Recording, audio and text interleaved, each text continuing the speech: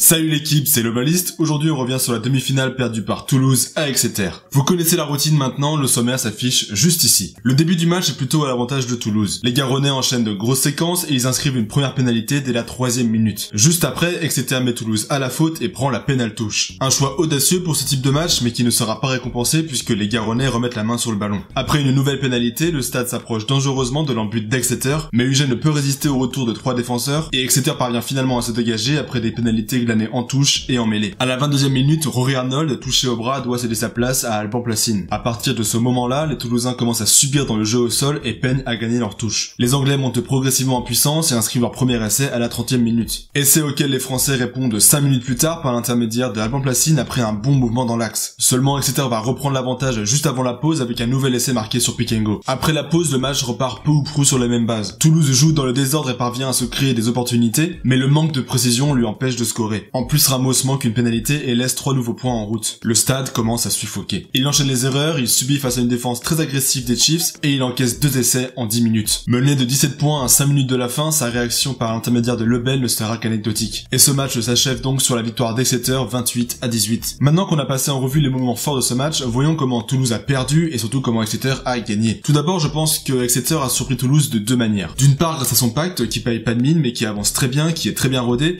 et qui a su mettre à genoux les Toulousains sur les pick and go. Une tactique qui leur a permis de marquer par 3 fois quand même. Et sinon je trouve qu'Exeter a réussi plusieurs fois à perturber la défense du stade toulousain avec une double ligne d'attaque qui propose des courses en l'heure, ce qui a permis de rapidement gagner les ailes avec un petit peu d'espace et du coup O'Flaherty et Noel se sont quand même fait plaisir à certains moments. En face, Toulouse a vraiment manqué de réalisme et n'a pas su conclure ses opportunités. Je trouve que les Toulousains ont confondu un petit peu vitesse et précipitation et ça rejoint ce que je disais en conclusion de ma vidéo sur Toulouse-Ulster. Il faut parfois savoir réduire un petit peu la voilure, travailler l'adversaire, prendre son temps pour assurer la possession et ne pas hésiter à diminuer un petit peu la prise de risque une fois que la défense se reprend. Et je trouve aussi dommage que les Toulousains se soient un petit peu trop reposés sur Colby parfois. Ils lui ont souvent donné la balle dans des situations où c'était pas forcément favorable pour lui. À certains moments, j'ai eu un petit peu l'impression que la tactique c'était donnons la balle à Colby, on verra bien ce qui se passera. C'est pas con comme stratégie, hein, ça a marché plusieurs fois, mais par contre face à une équipe d'Exeter aussi rodée et en demi-finale, ça peut pas passer. En règle générale, j'ai trouvé les Toulousains assez fébriles et je trouve qu'ils ont pas forcément su élever leur niveau de jeu par rapport au quart. De plus, la sortie d'Arnold assez tôt dans le match, je pense, leur a vraiment fait du mal. Après sa sortie, on a senti que Toulouse manquait pas mal de puissance, que ce soit en attaque ou en défense,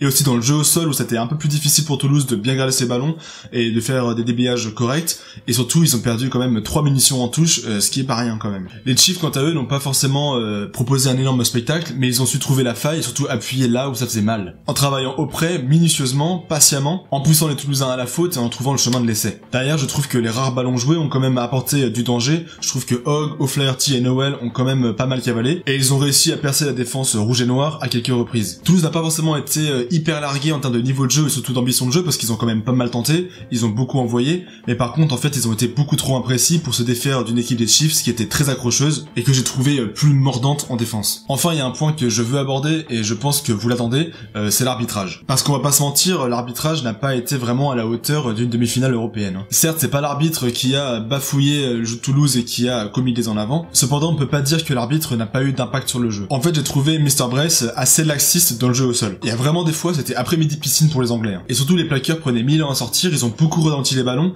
et je trouve ça un petit peu scandaleux qu'ils aient pas été plus pénalisés que ça. Globalement j'ai en mémoire 3 actions que je trouve assez litigieuses. La première c'est cette action sur laquelle Colby se fait prendre en l'air, ensuite il y a un plaquage qui est tout à fait licite et qui amène une pénalité pour Exeter, et par contre je ne comprends pas comment on ne peut pas voir la faute énorme qui est celle de Gray qui va saisir directement Colby en l'air alors que c'est tout à fait interdit. Certes c'est pas dangereux mais c'est interdit, c'est un geste qui ne doit pas être autorisé et je vois pas comment est-ce qu'on a pu laisser passer ça parce que ça se voit comme le nez au milieu de la figure. Le deuxième moment qui m'a pas mal ennuyé quand j'ai revu le match, c'est cette faute sifflée contre Faomuna pour une perte d'appui dans le ruck. Alors bon, vu comment les Chiefs s'allongeaient allègrement dans les regroupements, c'est quand même un petit peu gros de pénaliser Faomuna pour ça, mais c'est d'autant plus scandaleux que cette faute est initialement provoquée par le plaqueur lui-même, puisqu'il va déséquilibrer le pilier toulousain en se dégageant. Dans cette situation, le plaqueur n'est pas réellement fautif puisqu'il fait l'effort déjà d'une part de se dégager et il fait pas exprès de gêner le soutien, mais siffler contre Toulouse pour ça, je trouve ça quand même assez grossier. Et la troisième, je pense qu'on l'a un peu tous en tête, c'est sur cette action en faveur de Toulouse après la percée de Placine qui échoue à 1 mètre de la ligne d'en but d'Exeter. Donc on soit bien clair, pour moi le plus fautif dans cette histoire c'était Placine puisqu'il part tout seul en pick and go sans attendre le soutien,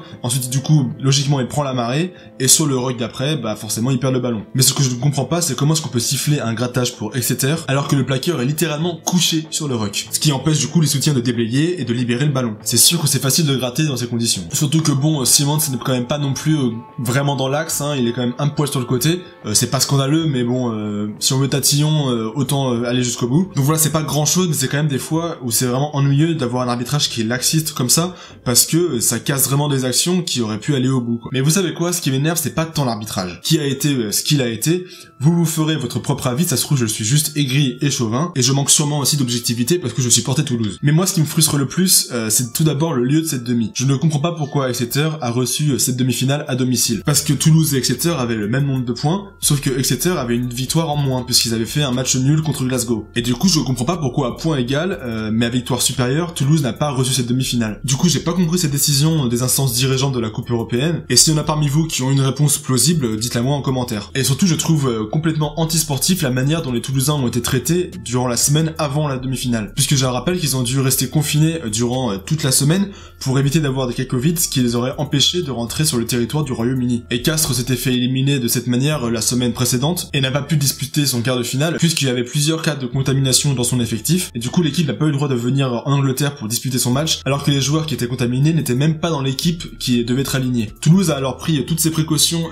pour éviter cette situation et ils ont eu un seul entraînement avec des masques, donc autant dire qu'ils ont pas fait grand chose et que c'est quand même assez léger pour aborder une demi-finale. Le PCR, l'organisme qui gère la Coupe d'Europe, a vraiment fait preuve d'amateurisme pour le coup. Car les Saracens, par exemple, quand ils sont venus jouer au Racing, ils ont pas eu à subir ce genre de traitement, ils ont pu s'entraîner normalement. Je sais pas, moi on aurait pu faire en sorte que Toulouse vienne une semaine en avance, et du coup il y aurait pas eu de risque de contamination en France avant de venir en Angleterre. Ils auraient pu s'entraîner 2-3 fois dans la semaine et bénéficier des installations d'Exeter. Et ça aurait été beaucoup plus sport, beaucoup plus fair play, je trouve, que d'interdire tacitement à une des deux équipes de s'entraîner avant de jouer un match de telle envergure. Bien évidemment, c'est pas ça qui fait perdre Toulouse, c'est pas ça qui les a fait complètement déjouer, mais on peut quand même se poser la question de l'équité sportive, et nul doute que ça a eu un impact sur le match. Bon voilà, c'était mon coup de gueule, on va dire. Exeter n'a pas volé sa victoire, et j'espère qu'on aura une belle finale, même si le Racing subit lui aussi le même traitement qu'a subi Toulouse, et doit réduire ses entraînements au maximum, donc j'espère que ça va pas trop impacter sur le groupe. On va passer au top et au flop, mais juste avant je te rappelle de t'abonner, de liker la vidéo et de la partager, c'est très important pour la chaîne. Alors pour les tops, côté Toulouse, j'ai encore retenu Aki, même s'il a été moins en vue que lors de son quart de finale, je trouve qu'il a su jouer juste, et vraiment c'est celui qui s'est pas trop affolé dans les lignes arrière, il a quand même assez régulé. Même dans la défaite, il a quand même fait un match plutôt propre, je trouve, et je me répète, Toulouse a vraiment de la chance de l'avoir. Et devant, pour moi, l'avant toulousain qui a surnagé, c'est Marchand. Il a sorti vraiment un gros match, toujours dans le combat, il a gratté 4 ballons, ce qui est énorme. C'est clairement le meilleur talon français avec Kamisha. Tiens, d'ailleurs, dites-moi en commentaire si vous êtes plus team Kamisha ou team Marchand, ça m'intéresse. Côté Exeter, j'ai trouvé que les frères Simons, le 10 et le 8, ont quand même fait un bon match. Un laissé chacun, l'un dynamise le pacte, l'autre gère bien ses lignes arrière. Deux joueurs assez propres et qu'il faudra surveiller en finale. Sinon, je trouve que le numéro 6, Ewers, là, le mec qui est bossu, il a montré de belles choses dans le combat et je trouve qu'il a vraiment fait mal à Toulouse sur les impacts. Il y a aussi Noël qui a pas mal mis son équipe dans l'avancée et globalement il a répondu présent lors de cette rencontre. Et je dois aussi reconnaître le travail de la première ligne d'Exeter qui je trouvais pas mal active, donc Hepburn, Kowandiki, Williams, ils ont été présents en défense et actifs dans le jeu courant, franchement des joueurs qui sont précieux. Concernant les flops maintenant, à Exeter j'ai trouvé Henry Slade un petit peu en deçà de son niveau, un peu en dessous de ce à quoi je m'attendais. J'ai pas souvenir d'action vraiment marquante de sa part, ouais c'est un petit peu décevant je trouve pour un joueur de sa stature. Côté de Toulouse, je trouve que Guitoun a vraiment déjoué. 2 en avant, des difficultés à accélérer à cause de sa blessure à la cuisse qui est pas totalement guérie, un peu aléatoire en défense, bref, rien à voir avec le Sofiane du quart de finale. Ramos a aussi eu quelques difficultés pour sa part, il laisse quand même 5 précieux points en route qui auraient quand même pu permettre à Toulouse de recoller au score. Par rapport à l'Ulster, il a eu du mal à trouver des espaces et je trouve que son interception manquée témoigne de sa fébrilité. Voilà, c'était tout pour mes tops et mes flops. N'hésitez pas à donner les vôtres en commentaire. Toulouse peut se féliciter de cette saison européenne. Il mérite vraiment d'aller plus loin la saison prochaine. C'est un grand club qui saura sûrement répondre présent dans les grands moments. En attendant, on souhaite bonne chance au Racing Men pour la finale. C'est la fin de cette vidéo, n'oubliez pas de la liker, de la partager et de vous abonner, c'est très important pour moi. On se retrouve pour le débrief de la finale. Allez le Racing et n'oubliez pas que chez nous le rugby, c'est une coutume.